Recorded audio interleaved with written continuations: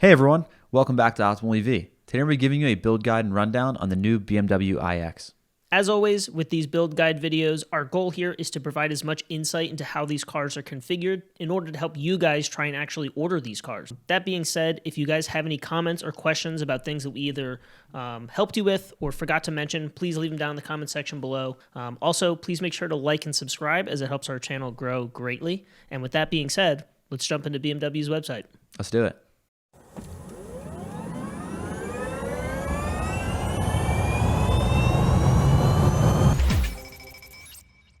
Before we hop into the build, I just want to mention a few things about BMW's history with electric cars. Now, they came out with the i3 in 2013, and it seemed like BMW was really ahead of the game when it came to electric cars.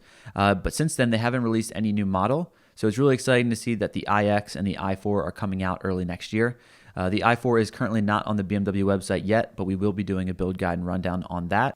Speaking of the i3, as I'm sure you all are familiar with, the i3 was normally intended as an urban driving vehicle, a lot of it with, short range, not a huge battery, and it's pretty cool to see that the iX and the i4 M50 as well as the i440 are all new competitors to the field. They actually provide different types of versatile driving so that you're not restricted to 150 miles in the city.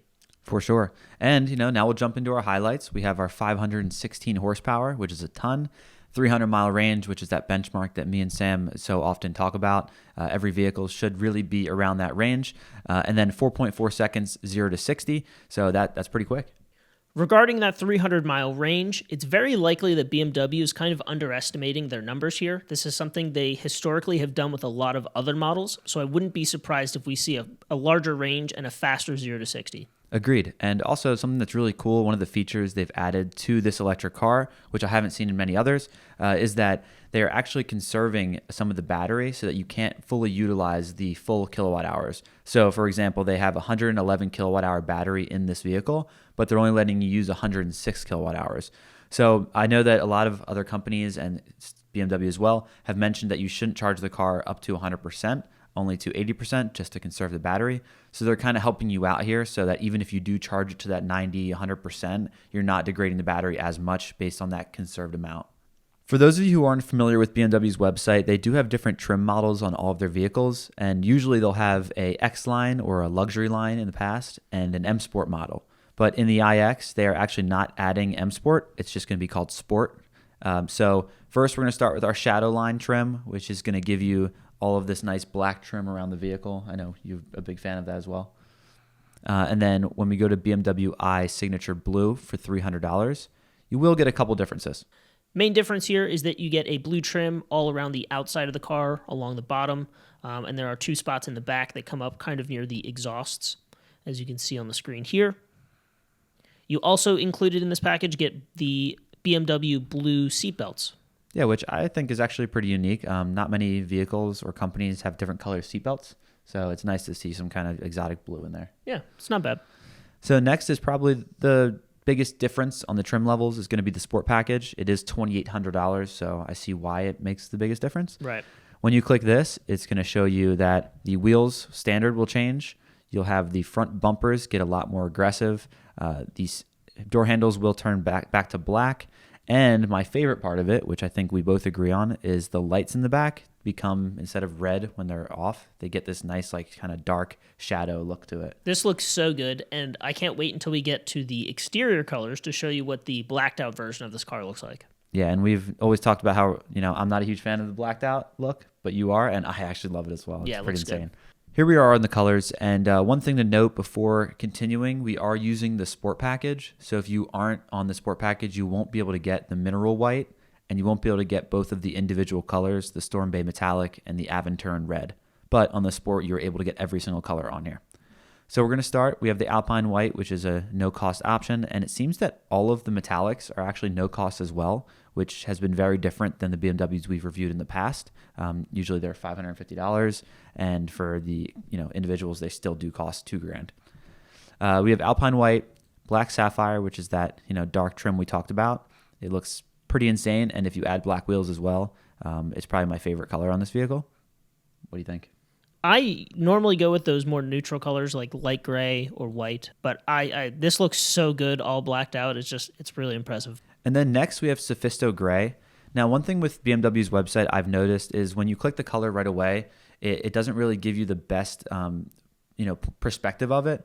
So when you click on it and you actually turn it to the side, that's when you'll see the true color, at least the most accurate possible. You'd obviously have to see it in person to decide what color you want, but this is definitely a better way to look at the color on the website.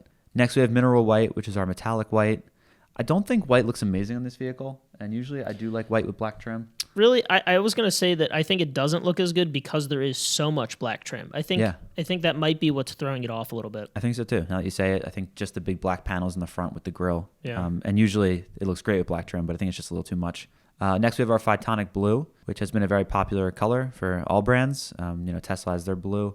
I think it's just very unique. We have Blue Ridge Mountain, which I haven't seen this color in person, but it's I don't know. Not a huge fan. Yeah, it's kind of like a dirty teal. I don't think it looks that good. I think, honestly, I would expect this kind of color on something like... a Honda? Yeah, a Honda or like a Volkswagen, something like that. Like something from the 90s or something. Yeah, an older color. Yeah. I don't know why I get that vibe.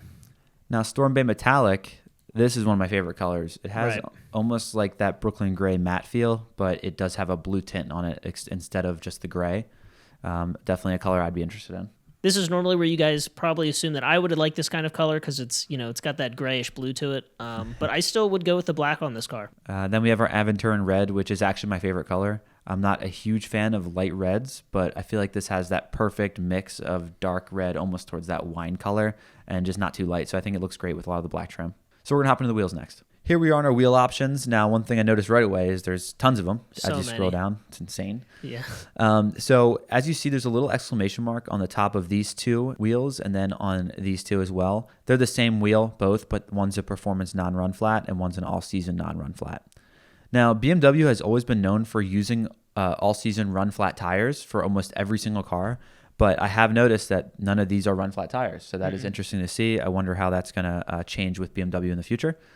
So if we do click the standard 20-inch aero wheels, the all seasons, you'll see that it's going to take away that sport package. So we're just going to confirm that now. And you get this base 20-inch, which I think is, not the best. No, it's not very attractive, but it is the standard version, no additional cost to you here. Yeah. I think when you're at the $84,800 range, I think maybe... Yeah, you're probably going to splash into the wad a little bit, upgrade your wheels, make them look a little bit sexier. I agree. So then we have a 21-inch, which does bring you back to the sport package. So we have the 21-inch aero bi-color, which look a lot better. And then you can actually keep the same kind of styling and go towards this blacked out option, which is my favorite. I'm actually going to change the color right now to the black. Just so you got to see what this looks like. It's so clean. So here you go, just all blacked out. This is how I'd probably build the car. And usually I don't go with black just because it hides a lot of the trim. But if you look at the back of that, I haven't seen a vehicle that looks like that in the back. So sharp. Yeah. And those thin LEDs just are incredible. All right, so we're going to hop into the interior now, where we have a couple different options. Again, something BMW has always been known for is letting you customize everything. So with Sensitech, which is not real leather, it is human-made, we're going to have an Oyster option. Not my favorite. Mocha and black. So one thing with the Mocha, I just want to mention, I don't know if you've seen a lot of brown interiors, but when you think brown interior, usually you're not, too excited. But in person, these colors actually do look really, really good. Wow. I normally like the lighter brown leather colors if I am going to, pick that option. Or I want everything blacked out on the inside. I think that always looks pretty good. Something I also noticed here that's kind of weird is that little, square right behind where your head sits. I'm not, quite sure how that's going to pan out with people sitting in here, but I hope that no one who's not super tall has any issues with the comfortability of leaning their head back. Just doesn't look super comfortable to me. And then one thing that BMW hasn't done since the i3 is make a cloth interior. We have a stone gray microfiber / wool blend. I don't think it looks that great, but maybe the cloth is going to be a little more comfortable, so maybe that's kind of the route you'd like to go. Yeah, and another weird thing that when you change to the stone gray, you do get this gold-plated piece where that black one was. So when you switch to the leather as well, they both come with that. But the perforated Sensitech only comes with that black piece. So just something to note when you're building the car. If you like how the gold matches the side trim, you might want that. If you like how the black matches some of the underneath areas, then maybe you'll go with the black. Before we hop into the trim, we wanted to show you kind of a better look of the interior, something that is very, very different than any BMW I've ever seen. It looks like they're following Mercedes by giving you that elongated touchscreen. It looks amazing in this car, and you can also see that they removed a lot of the buttons in the car. Just the center console has it. There's no more climatized button or heated seats, heated steering wheel, even your ventilated seats too. So I don't know how I feel about it. I think maybe BMW has gone this route now like every other company, but personally, I did like to have physical buttons in the car for a lot of my climate functions. If you saw our first impressions video of this car, you'll know how we felt back then. We both are more so physical button people with a certain amount of features like the weather or like the climate control inside your car. However, that being said, I have also mentioned I really do like that new center console with all of the hotkeys and the dial that's right there. I think that's really cool, and I hope they keep that in the future. And then probably the coolest feature on the vehicle, besides that self-healing grille that we mentioned in our first impressions, so if you haven't seen that, go check it out. We have this moonroof here that looks like it's almost blocked out by a white piece of paper, but really it's actually opaque and it's fogged up, so you can actually push a button and it unfogs, but it does not open. Something we also noticed in the vehicle once we were spinning around is that you actually get the blue seatbelts no matter what, so even if it's on the Sport or the standard version. Okay, so here we are in the trims, and for most BMWs, they give you a couple different options for your trim. But as of now, we talked about being able to customize your vehicle, but in this case, you cannot. No, there's no options here for this. Jumping into the options we have available for this car, you'll see that there is a convenience package for $2,300 and a premium package for $4,000. The convenience package, if we go ahead and open this up here, has what we showed you earlier, the full-on heads-up display, and this one comes with video augmented reality for navigation. And for any of you who haven't seen that yet, it's pretty damn cool.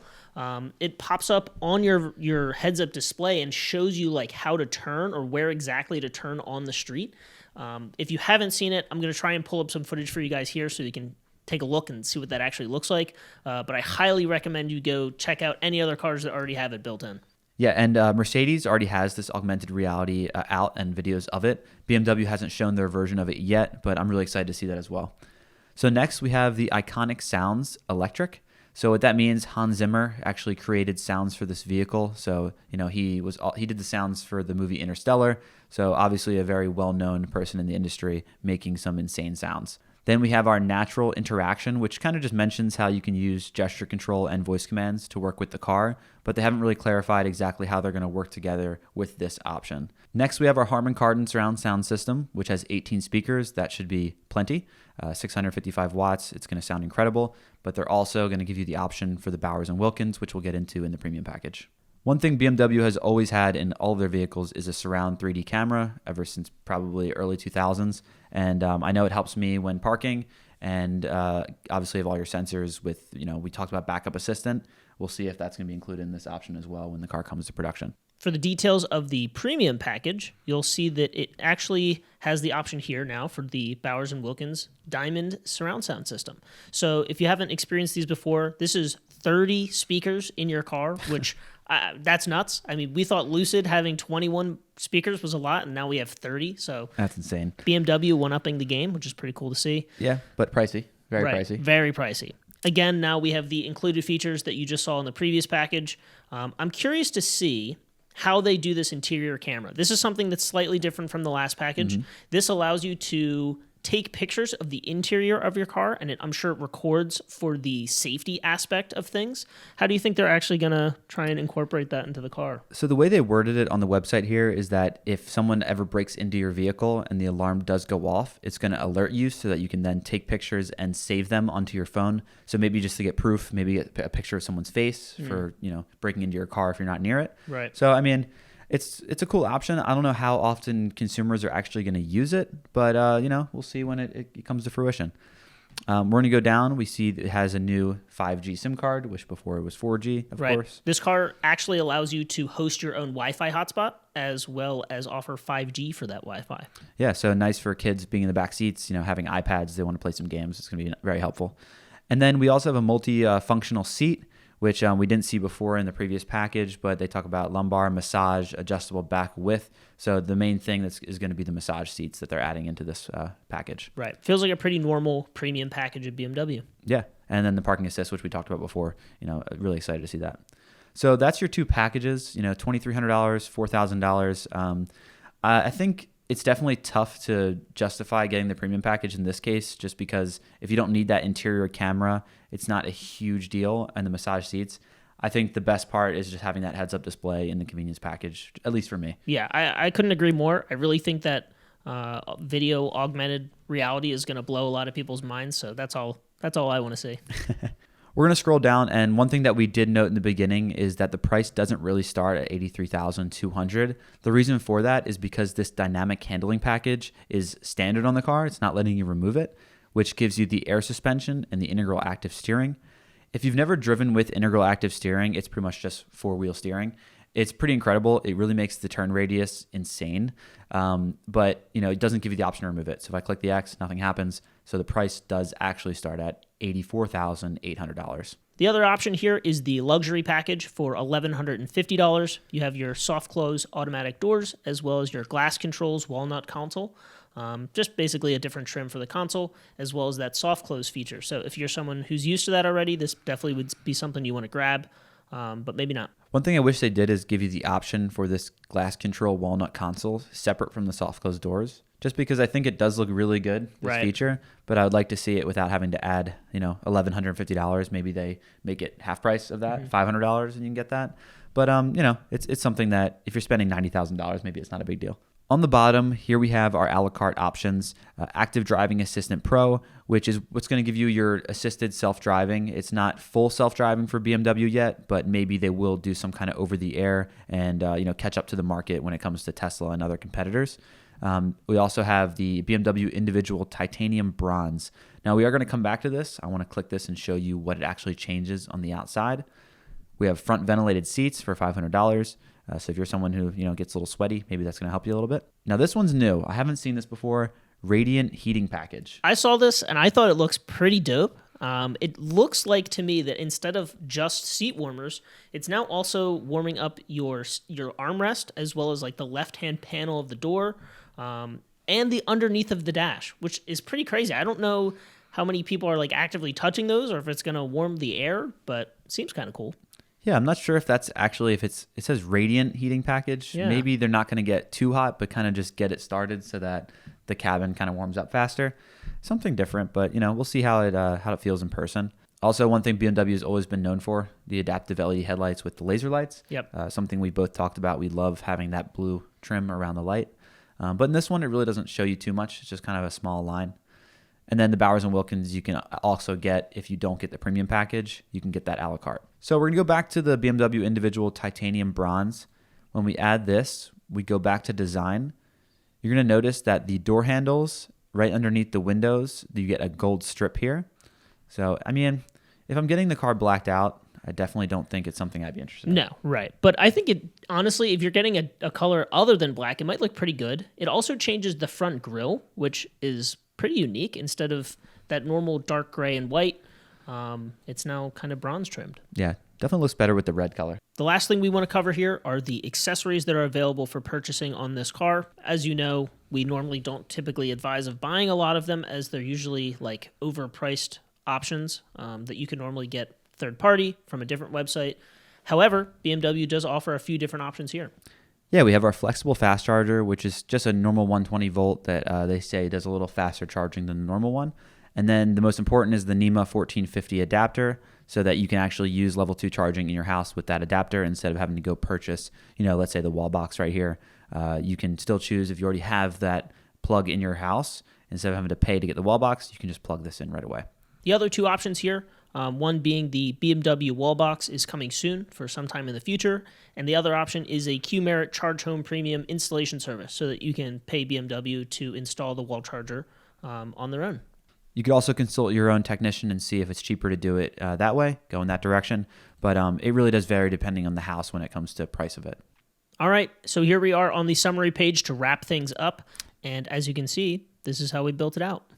Yeah, I don't think this is exactly how we would build it, but kind of just adding some of the option as we went through it, we came out to $96,520. Now, they do add a $995 destination and handling charge, which most companies do charge at the end. It is what it is, but it really doesn't come close to that $83,600 or $200. We do come out to $95,525 with almost every option added on. So expect this car to be between $85,000 to $100,000, and it's an awesome car. I like it. I think it's really cool too. I think it has a lot of really cool features, but it's also pretty pricey. We're getting up into nearly $100,000, which definitely does make it a more exclusive car to be driven. Now we're going to head into the scoring of the vehicle, let you know how it stacks up against other electric vehicles. Obviously, this is one of the more expensive cars, and there isn't many competitors to it besides the Tesla Model X, but we're going to be going over that in the future, reviewing the Model X and also doing a comparison head-to-head between these two. Here we are once again at the scoring sheet. For the iX, I gave it a overall score of 70. I think the strongest category it sits in is the technology category. I think everything about the BMW iX is exactly where I see electric cars going in the future, and it's exactly why I gave it a 9. Yeah, I agree, and I gave it a 72. So this is obviously, again, the highest scoring model we have reviewed so far. For me, the key features in the car are what kind of was the best thing. I think adding on some of the things like the augmented navigation where you can actually turn. It shows the turns on the screen. And then things like heads-up display I think are super important. All these features combined just really made all the features stand out to me, and also the technology as well. So that's why I gave it a 72. With that being said, thank you all very much for watching. We really do appreciate all the support we've been getting, and we love to interact with you guys. If you have any questions, comments, or concerns, please make sure to leave them down in the comment section below. Also, don't forget to like and subscribe, and we will see you in the future.